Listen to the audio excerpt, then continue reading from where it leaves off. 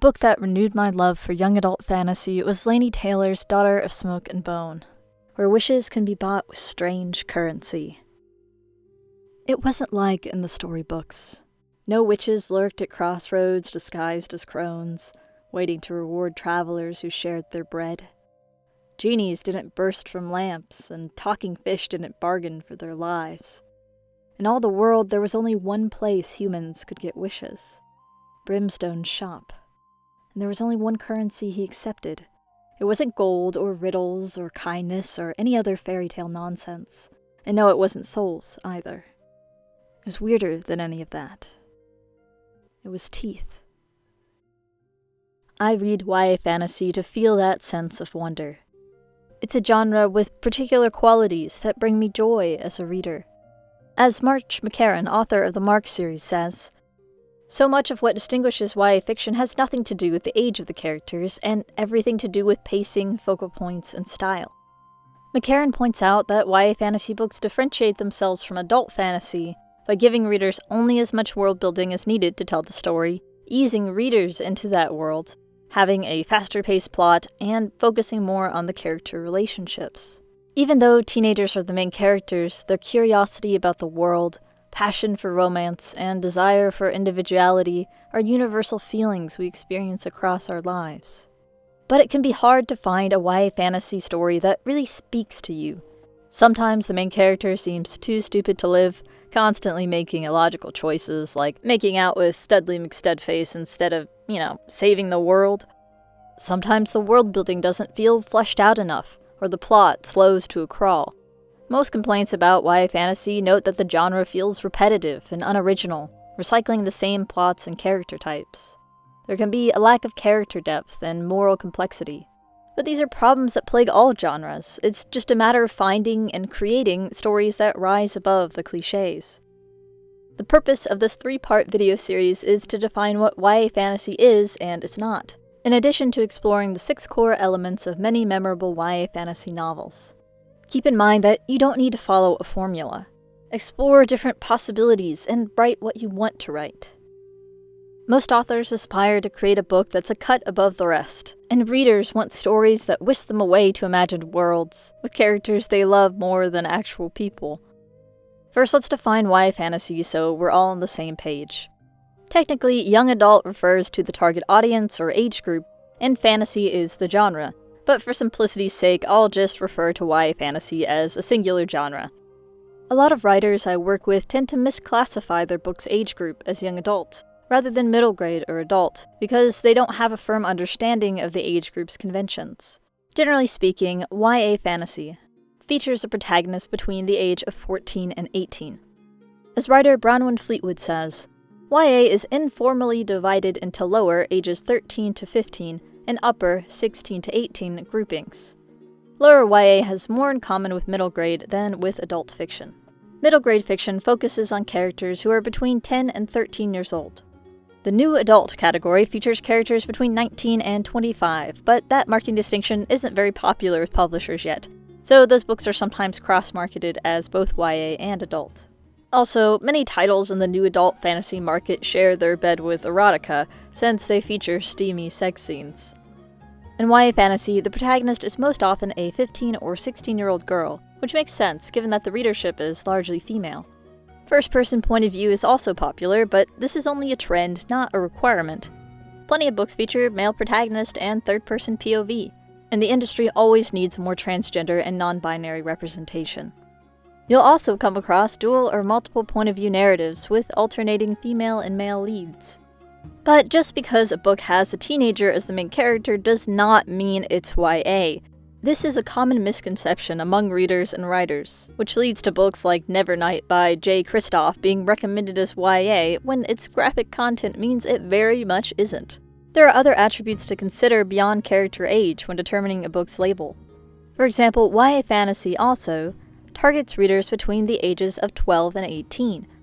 Younger readers generally read up in that they prefer to read about characters who are their age or older. However, adults make up a large portion of the readership. Just as with Pixar and Marvel movies, the best YA fantasy can entertain adults as well as the younger crowd. And for the most part, YA fantasy does not include graphic sex or violence.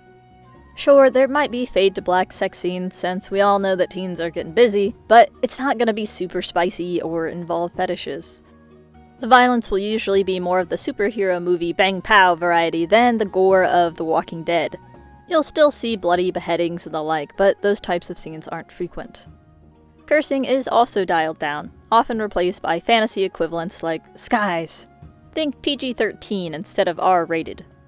Contemporary YA is actually a lot more graphic, with some books describing sex, drug abuse, and violent assaults in detail.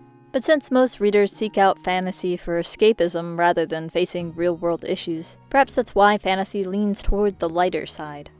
More importantly, this genre highlights themes related to coming of age.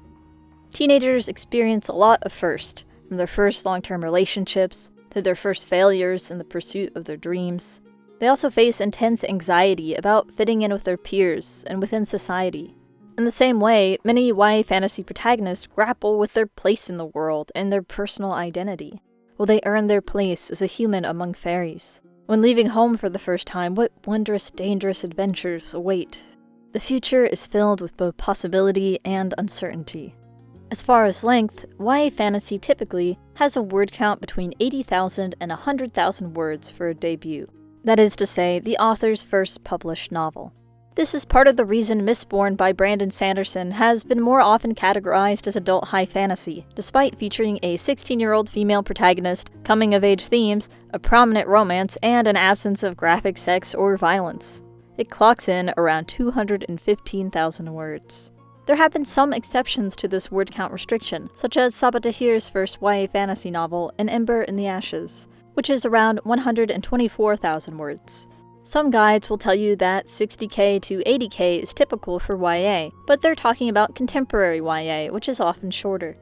The fantasy genre tends to go longer because of the added plot and world building. Length can be a way to determine the target audience.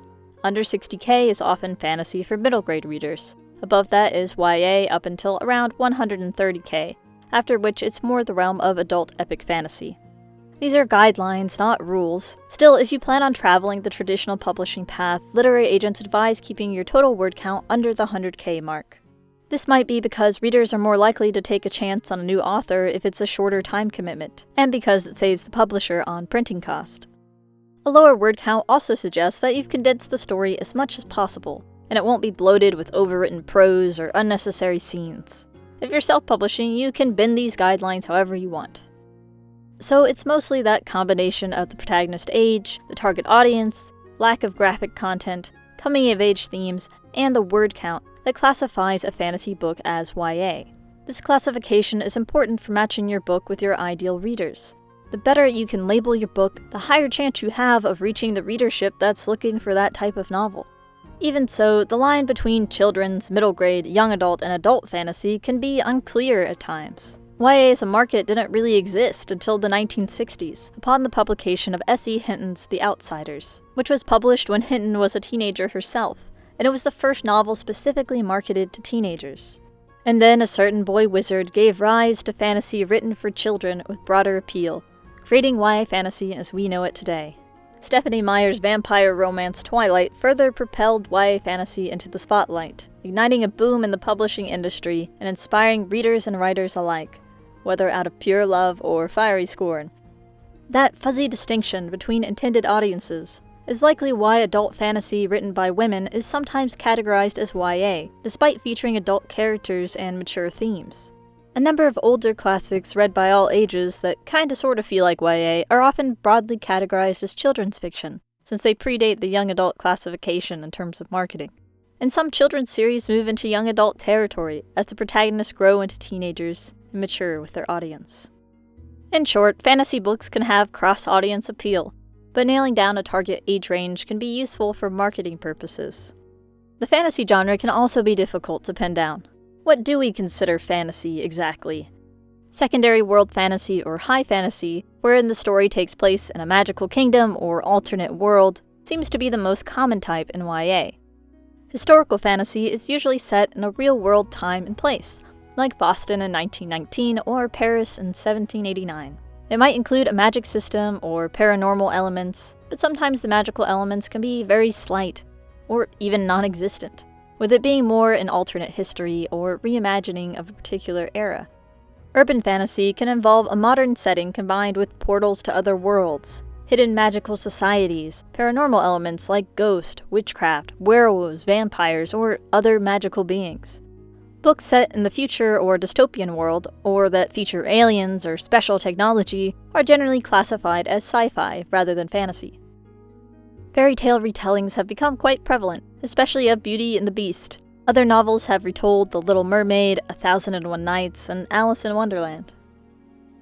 Fabulism is a smaller subsection of YA fantasy, featuring lyrical prose and fantastical elements in a realistic setting, such as The Strange and Beautiful Sorrows of Ava Lavender, the story of a girl born with wings. Many publishers might use the term magical realism, but some readers think that label should be reserved for works about post-colonialism, particularly those by Latin American authors, where the literary genre originated. In these story worlds, people don't bat an eye at strange happenings. Some of these subcategories are part of market trends. For instance, in high fantasy, worlds featuring the Fae or fairies seem to be on the rise.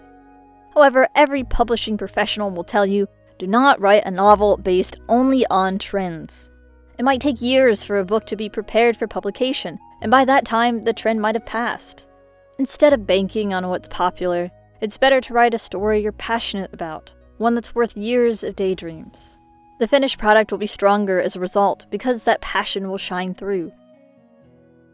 Knowing your book's subgenre can help you when you're pitching to agents or marketing to readers. There's no secret recipe to writing a bestseller, but I do know what makes me fall in love with a YA fantasy novel. A high-concept premise, vivid world-building, a strong narrative voice, a driven protagonist, and interesting character relationships, particularly ones where characters have strong differences, as well as meaningful friendships. In YA, romance and humor are often key ingredients. Part 2 of this series will focus on the big picture elements, the premise, world, and writing style. What are your favorite YA fantasy novels? Spread the love in the comments. Whatever you do, keep writing.